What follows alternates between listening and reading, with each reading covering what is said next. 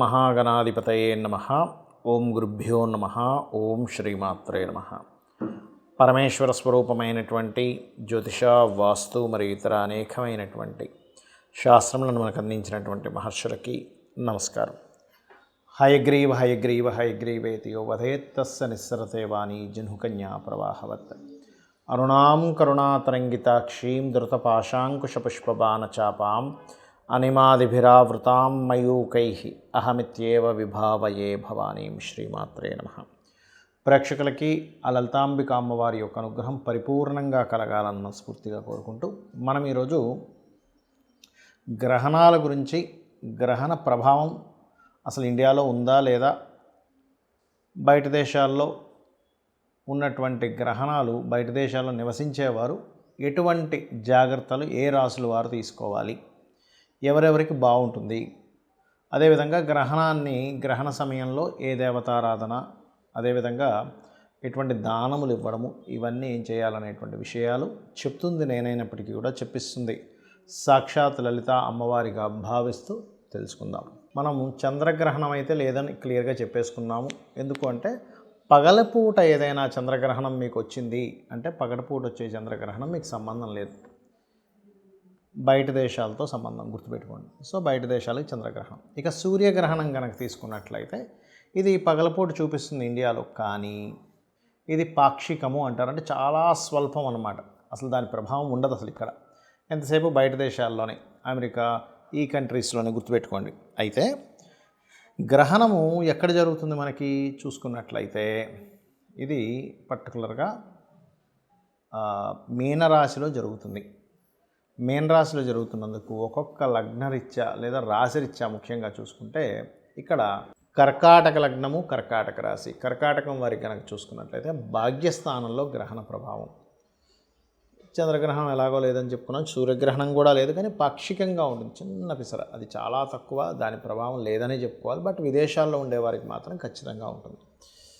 అయితే ఇక్కడ ఈ గ్రహణము భాగ్యంలో ఏర్పడ్డప్పుడు మీరు చూడండి, ఒక్కోసారి మన అకౌంట్ నెంబర్ తప్పు కొట్టడము, లేకపోతే మనము కొన్నిసార్లు మన క్రెడిట్ కార్డ్స్, బ్యాంక్ కార్డ్స్ ఎక్కడైనా వాడినప్పుడు దాని ప్రభావం కొంత ఉంటుంది.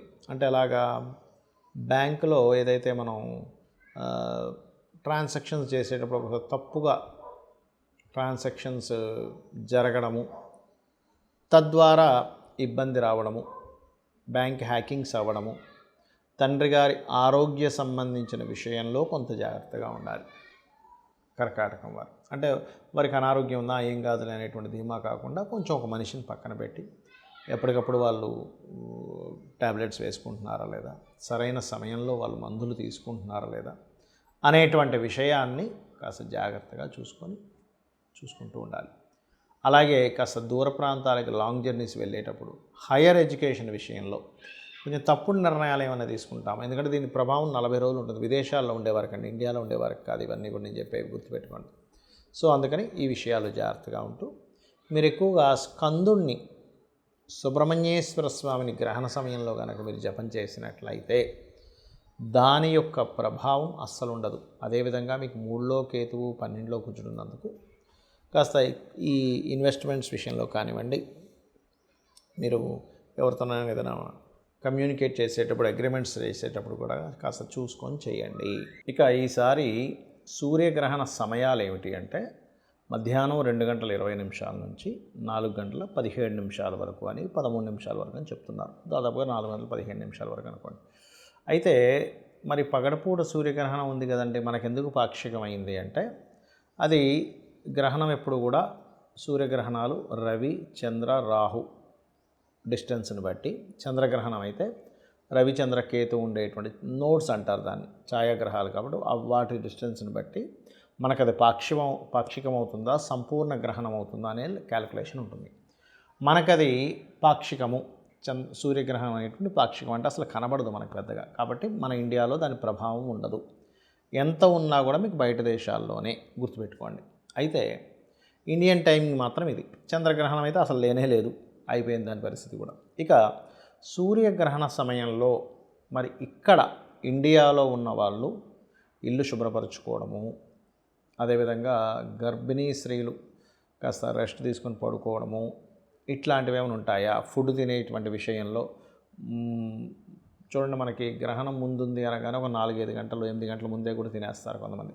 మినిమం 4 గంటల ముందు కూడా తినేవాళ్ళు ఉంటారు. ఇటువంటివి ఏమైనా పాటించాలా అంటే ఎప్పుడైనా గుర్తుపెట్టుకోండి, ఇక్కడ లేనప్పుడు మీరు కంగారు పడాల్సిన అవసరం లేదు ఈ విషయాల్లో. అదేవిధంగా ఇక్కడ గుళ్ళు కూడా మనం ఏం ముయ్యము. సహజంగా కూడా ఇంట్లో మనకి గ్రహణ సమయంలో ఏం చేస్తాము, ఆ దేవతా మందిరంలో ఉన్నటువంటి వాటన్నిటిని తీసుకొని చక్కగా కడుక్కొని మళ్ళీ పెట్టుకుంటాం. మీరు కామన్గా మీరు చక్కగా శుభ్రంగా ఉండాలనేటువంటి భావనతో తీసి వాటిని శుభ్రపరచుకోవాలంటే పరచుకోండి. కానీ గ్రహణ ప్రభావం వల్ల మాత్రం ఏమీ లేదు, ఇక్కడ గుర్తుపెట్టుకోండి. మరి ఈ గ్రహణ సమయంలో మంత్ర సాధన చేయవచ్చా? ఎందుకంటే మనకి లేకపోయినా ఆకాశంలో ఆ గ్రహాల యొక్క అలైన్మెంట్ ఉంది కదా, అంటే ఖచ్చితంగా చేసుకోవచ్చు.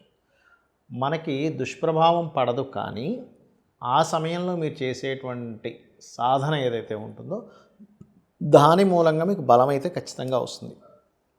ఎందుకంటే గ్రహణం లేకపోయినా సరే మీరు మంత్రం చేసుకునే ప్రభావం ఉంటుంది కదా, గ్రహంతోనే సంబంధం లేదు కదా. కాకపోతే ఆకాశంలో వేరే దేశంలో ఉండే, ఎప్పుడైతే మనకి ఇప్పుడు అమెరికా, ఆఫ్రికా ఈ కంట్రీస్లో ఉన్నాయని చెప్పుకున్నాం, అయితే ఈ కంట్రీస్లో ఉండే వాళ్ళ సాధనకి ఇంకా ఎక్కువ ప్రభావం ఉంటుంది. వాళ్ళకి గ్రహణ ప్రభావం ఉంటుంది, సాధన చేసినందుకు ప్రభావం ఎక్కువగా ఉంటుంది. కాబట్టి ఈ సమయంలో కనుక ఎవరైనా సరే గుర్తుపెట్టుకోండి, ఉద్యోగం కోసం బాగా ఇబ్బంది పడుతున్నామండి అని అనుకునేటువంటి వారు లలితా సహస్రనామాల్లో నామాలైనా చేసుకోవచ్చు. అంటే ఏమిటి? ఓం శ్రీమాత శ్రీ మహారాజ్ని శ్రీమత్ సింహాసనేశ్వర్యే నమః, లేదా ఓం మాణిక్య మకుటాకార జానుద్వయ విరాజితాయే నమః, ఇలా చేసుకోవచ్చు. లేదా అప్పులు అపర్ణాయే నమః. లేదండి మేము విష్ణువుని ఎక్కువగా ఆరాధిస్తాము, ఓం నమో నారాయణాయ. కొంతమందికి ఎక్కువ బాధ ఉంటుంది, ఎప్పుడు ఏదో ఒక దిగులు ఉంటుంది, అటువంటి వారు ఓం మధుసూదనాయ నమః అనే నామం అద్భుతంగా పనిచేస్తుందండి. మీరు చూడొచ్చు, ఒక్క 10 నిమిషాలు ఓం మధుసూదనాయ నమః, ఓం మధుసూదనాయ నమః అనుకుంటూ ఉంటే తెలియకుండానే మీ లోపల నుంచి ఏదో తెలియని ఒక ఇది పోయినట్టుగా అనిపిస్తుంది. అదేవిధంగా కొంతమందికి భయం ఉంటుంది, అలాంటప్పుడు లలితా సహస్రనామాల్లో ఓం కనకాంగద కేయూర కమనీయ భుజాన్వితాయే నమః. ఖచ్చితంగా మీకు ఆ భయం, భీతి ఏదో అయిపోతుందేమో అనేటువంటి ఒక భ్రాంతి నుంచి బయటపడతారు. అయితే మనం గతంలో ఆల్రెడీ చెప్పుకున్నాం, ఏమండి ఈ గ్రహణాలు పట్టబోతున్నాయి, బుధుడు నీచబడుతున్నాడు, షేర్ మార్కెట్లో భయంకరంగా కుప్పకూలబోతుంది అని ఎప్పుడు ఒక 15-20 రోజుల క్రితమే చెప్పుకున్నాం. ఈ మధ్యకాలంలో కూడా దాని యొక్క ప్రభావం మీరు అందరూ చూశారు. కాబట్టి దీని యొక్క ప్రభావం ఇంకా ఫ్యూచర్లో ఉంది, కాబట్టి ఇంకా జాగ్రత్తగా ఉండండి షేర్ మార్కెట్ విషయంలో. బికాజ్ ఇక్కడ అది కూడా విదేశీ సంబంధించినవి, ఇక్కడ కాదు, బయట దేశానికి సంబంధించిన వాటిలో ఎక్కువగా ఉంటుంది. ఫ్రాడ్స్ ఎక్కువగా జరుగుతాయి ఈ గ్రహణ ప్రభావాల వల్ల. నీటికి జల సంబంధించిన ఇవి ఎక్కువగా జరుగుతుంటాయి. ప్రళయాలు అంటూ ఉంటారు. బాగా ఎండపడుతూ ఉంటే సడన్గా వర్షాలు పడుతూ ఉంటాయి కొన్ని ప్రాంతాల్లో. సుడిగుండాలు లాంటివి ఇట్లాంటివి ఎక్కువగా లేస్తుంటాయి వాటర్లో కానీ గాలిలో కానీ. ఎందుకంటే వాయువులో ఒక రకమైన సుడిగుండాలు లాంటివి లేవడం, దాని ద్వారా కొంతమంది ఇబ్బంది పడడం, ఇట్లాంటివి ఎక్కువగా ఉంటాయి. అయితే గ్రహణం అయిపోయిన తర్వాత ఏ రాసుల వారికైతే మనం చెప్పుకున్నామో గ్రహణ ప్రభావం ఎక్కువగా ఉంటుందని, అందులో ముఖ్యంగా ఏ రాసుల వాళ్ళు ఎక్కువగా దానంగా ఇవ్వాలంటే మీనము, మేషము, కుంభము, కర్కాటకము, వృశ్చిక రాశి వారు. అది కూడా బయట దేశాల్లో ఉండేవారు, ఇండియాలో ఉండే వాళ్ళకి ఏమీ ఇబ్బంది లేదు. మీరు కామన్గా మీరు దానం ఇచ్చుకుంటా అంటే ఇచ్చుకోండి, కానీ ఇండియాలో ఉండే వాళ్ళకి ప్రభావం లేదు. సో ఇండియాలో ఉండేవాళ్ళు మేము దానం ఇవ్వాలేమో, అయ్యో ఇవ్వలేకపోతున్నానేమో, ఇవ్వకపోతే ఏదో జరుగుతుందేమో అని చెప్పి భయపడకండి. గ్రహణం అనేటువంటిది ఒక యోగము, గుర్తుపెట్టుకోండి. సాధన చేసుకోవడానికి, మీ యొక్క శక్తిని పెంచుకోవడానికి ఒక గొప్ప యోగము అనేటువంటి దాన్ని గుర్తుపెరగండి. అలాగే ఏమి ఇవ్వాలి దానము? మినుములు, గోధుమలు, బియ్యము దానంగా ఇవ్వండి. అలాగే మరొక విషయం ఏంటంటే, ఇక్కడ వీటితో పాటు మీరు నువ్వులు కూడా దానం ఇవ్వచ్చు.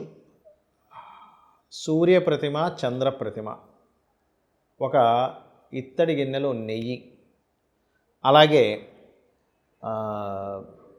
సర్ప ఆకారంలో ఉన్నటువంటి 2 సర్పాలు కూడా దానంగా ఇస్తారు.